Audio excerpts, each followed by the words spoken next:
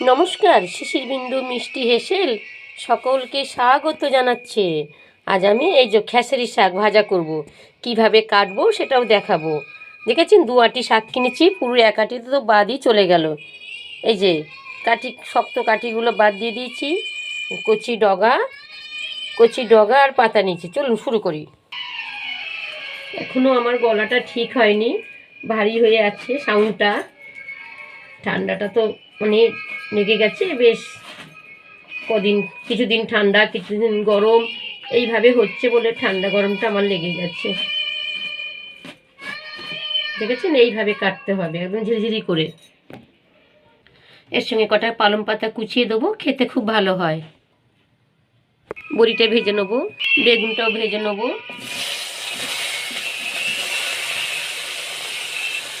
এটা আমার হয়ে গেছে। নুন হলুদ মাখিয়ে রেখেছিলাম, কালো জিরে শুকনো লঙ্কা দিয়েছি, পেঁয়াজ রসুনটা দিয়ে দিলাম। আমার চ্যানেলকে সাবস্ক্রাইব করুন, ভালো লাগলে অবশ্যই একটা লাইক দেবেন। ফেসবুক থেকে দেখে থাকবে তাহলে ফলো শেয়ার করতে ভুলবেন না। আর এইভাবে এই শাকটা ভাজা খান, ভীষণ ভালো হয়। আমি তো মাঝে মাঝে পেঁয়াজ কুলি কুচিয়ে দিয়ে দিই, ঝিরিঝিরি করে পেঁয়াজ কুলিও দিয়ে দিই, খুব ভালো হয় খেতে। দিয়ে দিচ্ছি।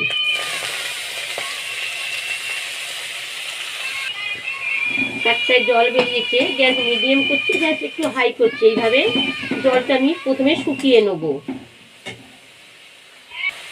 নুন চিনি হলুদ দেবো। এই শাকটা ঘাসের মতন দেখতে বলে ঘাস ঘাস গন্ধ লাগে, অনেকেই খেতে ভালোবাসে না, কিন্তু এইভাবে ভাজা করুন, দেখবেন শাকটা যে এত অপূর্ব খেতে, না কি বলবো। এই যে বেগুন দিয়ে দিলাম,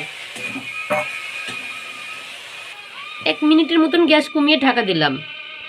বড়ি কাঁচা লঙ্কা দিয়ে দিলাম, দিয়ে গ্যাসটা বাড়িয়ে ভাজা ভাজা করে নেব। বেশ ভালো করে নাড়াচাড়া করে ভাজা ভাজা করে নেব। শাকটা কিন্তু আমি গোটাই ধুয়ে রেখেছিলাম, কেটে আর ধুইনি। অত ঝিরিঝিরি করে কেটে ধুলে আর কিচ্ছু পাওয়া যাবে না, তাই আমি আগে থাকতেই ধুয়ে রেখেছিলাম। শাক ভাজা আমার হয়ে গেছে। ধন্যবাদ।